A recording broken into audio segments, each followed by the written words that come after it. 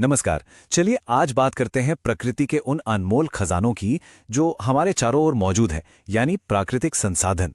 ये हमारे जीवन की, हमारी दुनिया की बुनियाद है। तो आज हम यही समझेंगे कि ये असल में हैं क्या और हमारे लिए इतने जरूरी क्यों हैं। चलिए शुरू करते हैं। जरा एक पल के लिए सोचिए, आज हमारे दिन की शुरुआत प्रकृति के किन तोहफों से हुई? वो हवा जिसमें हम सांस लेते हैं, या वो पानी जो हम पीते हैं? सुनने में ये बहुत आम सी बातें लगती हैं, है ना? पर सच तो ये है कि ये हमारे ग्रह के सबसे कीमती प्राकृतिक संसाधन हैं। इनके बिना तो जीवन की कल्पना भी नहीं की जा सकती। तो फिर इसकी सही सही परिभाषा क्या है? देखिए, प्राकृतिक संसाधन वो सारी चीजें हैं जो हमें सीधे सीधे प्रकृति से मिलती हैं।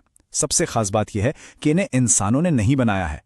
ये धरती के अपने खजाने हैं, जिनका इस्तेमाल हम अपनी जरूरतें पूरी करने के लिए करते आए हैं।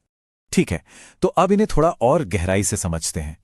इन संसाधनों को बांटने का एक सबसे सीधा तरीका है ये देखना कि वो आए कहां से हैं। मतलब, क्या वे जीवित चीजों से मिलते हैं या निर्जीव चीजों से? जैसा कि यहां साफ साफ दिख रहा है, ये दो तरह के होते हैं। पहले हैं जैविक, यानी बायोटिक संसाधन। ये हमें जीवमंडल से मिलते हैं। आसान भाषा में कहें तो इनमें जीवन होता है। और दूसरी तरफ है अजैविक, यानी एबायोटिक संसाधन, जो कि निर्जीव चीजों से बने हैं। ये एक बहुत ही बुनियादी लेकिन बहुत जरूरी फर्क है। चलिए कुछ उदाहरण देखते हैं, इससे बात एकदम साफ हो जाएगी। जैविक संसाधनों में जंगल, जानवर, मछलियां, ये सब तो आते ही हैं।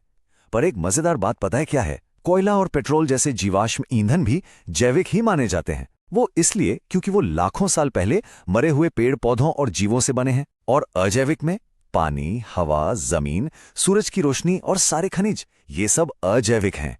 अब आते हैं इन्हें बांटने के दूसरे तरीके पर। और सच कहूं तो शायद ये आज की दुनिया में सबसे जरूरी तरीका है। ये इस बात पर निर्भर करता है कि कोई संसाधन हमारे जीवन में दोबारा बन सकता है या नहीं। यहां जो सबसे दिलचस्प बात है वो है समय।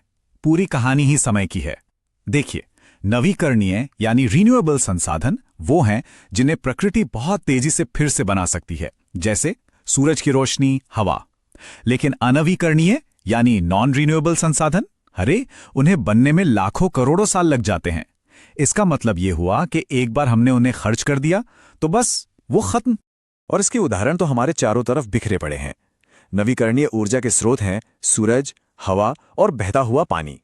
वहीं दूसरी ओर अनवीकरणीय के सबसे बड़े उदाहरण हैं कोयला, पेट्रोलियम और प्राकृतिक गैस, जिनका इस्तेमाल आज हम सब बहुत ज्यादा कर रहे हैं।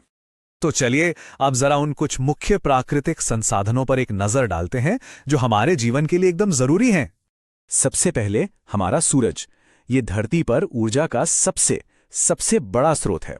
इसी की वजह से पेड़ पौधे जिंदा हैं, हमारा मौसम काम करता है, और सच पूछिए तो धरती पर लगभग हर तरह के जीवन को ताकत सूरज से ही मिलती है।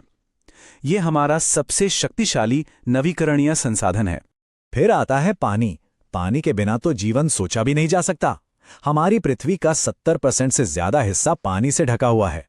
पर आपको जान के शायद हैरानी होगी कि इस सारे पानी में से सिर्फ 3% ही मीठा पानी है, और उसका भी ज्यादातर हिस्सा ग्लेशियरों में बर्फ बनके जमा है। मतलब हमारे इस्तेमाल के लिए पानी बहुत ही कम है। और हाँ, हवा को तो हम भूल ही नहीं सकते। गैसों का ये जो घेरा है, खासकर ऑक्सीजन, वो हमारे और ज्यादातर जीवों के सांस लेने के लिए अनिवार्य है। ये एक ऐसा संसाधन है जिसके बारे में हम ज्यादा सोचते भी नहीं, बस लेते रहते हैं। और आखिर में जमीन। ये हमें रहने के लिए घर देती है, वो मिट्टी देती है जिसमें हमारा खाना उगता है, और अनगिनत खनिज और दूसरी कीमती चीजें भी हमें इसी जमीन से मिलती हैं। तो हमने ये तो देख लिया कि ये संसाधन क्या है और कितने तरह के हैं। पर अब सवाल ये उठता है कि इनके इस्तेमाल का नतीजा क्या है, और यहीं से हमारे भविष्य की कहानी बनती है। ये स्लाइड पूरी कहानी को एक तराजू की तरह दिखाती है। एक पड़े पर हैं फायदे, आर्थिक विकास हो रहा है, ऊर्जा मिल रही है, हमारी जिंदगी आसान हो रही है। लेकिन दूसरे पड़े पर हैं इसके भयानक नतीजे। संसाधन तेजी से खत्म हो रहे हैं, प्रदूषण फैल रहा है और जलवायु परिवर्तन हो रहा है। असली चुनौती इसी में संतुलन बनाने की है। और यही बात हमें हमारे आज के सबसे बड़े और जरूरी सवाल पर ले आती है। प्रकृति के इन अनमोल तोहफों को बचाना हम सब की एक साझा जिम्मेदारी कैसे है? ये एक ऐसा सवाल है जिसका जवाब हम सभी को मिलकर खोजना होगा, क्योंकि हमारे ग्रह का और हमारा खुद का भविष्य इसी पर टिका है। Like, subscribe, and share the channel.